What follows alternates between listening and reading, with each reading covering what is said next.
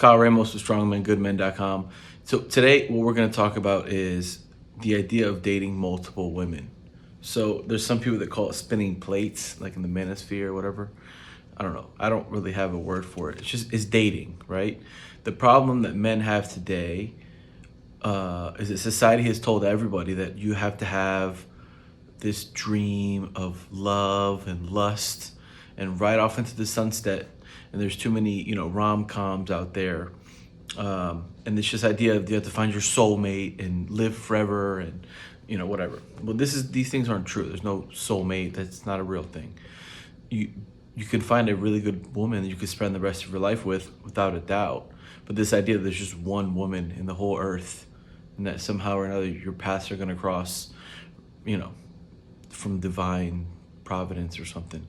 It's not true. So what you have to do is you have to date around, right? And some of the pushback I get from some people is like, oh, you're just going to be a dog and treat... No. I'm not saying you treat them badly. I'm not saying that you have to even have sex with all these different women you're dating, but you have to date around to be able to find out what you do and what you don't like. There's two things that dating around does for you. Number one, it's going to make you less vulnerable to this oneitis, which we're going to talk about in a couple videos from now. But oneitis, this idea that you have this unhealthy desire to be just with one person and one person alone, and it's just not healthy, right? To be so attached to one person, that's not healthy, and it makes it you're more vulnerable to that when you're not dating around. And that's what you see. These guys in high school, they have some high school sweetheart they date for 3 or 4 years.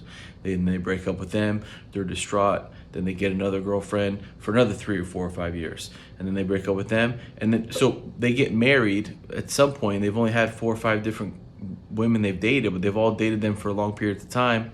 They don't really know what they want, right? So that's the second thing. So the second thing is, it helps you avoid oneitis. The second thing is it helps you to determine what you like in a woman, right? So you date one woman and you say, oh, she's phenomenal. She does X, Y, and Z that I like, but I don't like E and F. Okay, perfect. So then you date another. Well, she doesn't do E and F, but she does Z, and I don't like Z. And then, well, you know what? W, I can't deal with W. Whatever it is, you'll figure out different things. And the only way to do that is by dating different people. If you don't date different people, you'll never know what else is out there, what else could be out there, different. And I'm not saying just women in general, but traits. How do they act? Like, oh, I don't like that. Or, oh, I thought I was going to like, a girl that did this, but no, I don't like that.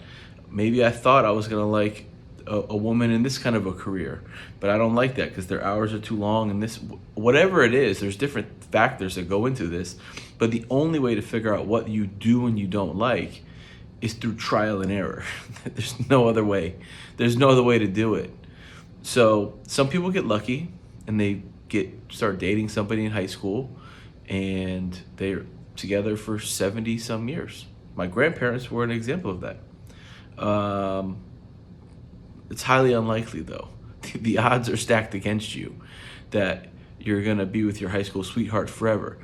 So you can't just dive into these long-term relationships one after another and wonder why they're not working. They're not working because you haven't properly vetted the person that you want to be in a long-term relationship with. When you date around and you date people and you don't just dive directly in to I'm 100% committed to you and nothing but you and only you and I'm gonna do everything you want me to do, when you dive right into that and you don't have any other options on the table and you don't even know what else is out there for you, that's when you run into problems. You have to date around. And that's not to say you treat these women poorly. That's not to say that you're out just having sex with all these women unprotected and all this other. No. It's acceptable to have some self-control, to go on a date, to hang out a couple times and say, no, I like her, I don't like her. It's acceptable to not have to have sex with every person possible. Have some self-control. number one. And number two, it's okay if you guys do end up having sex and it just doesn't work out. As long as you're not telling her, hey, listen, we're gonna get married. Don't lie to people, be honest with them, but you have to, please, you have to. I've made these mistakes in my life, okay, so I know. When I realized, like, man, I can't just dive into these long-term relationships, one after another, and just fall in love with these women. And I have to date around. I was like, let me figure out what I like. Let me see what else is possibly out there. When I did that, my horizons opened up like you would not believe. And I learned a lot about myself and about what I wanted in a woman. So do yourself a favor and do that. Again, strongmengoodmen.com. We have our men's group there. We also have one-on-one training if you like that as well. Check it out and give this video a thumbs up.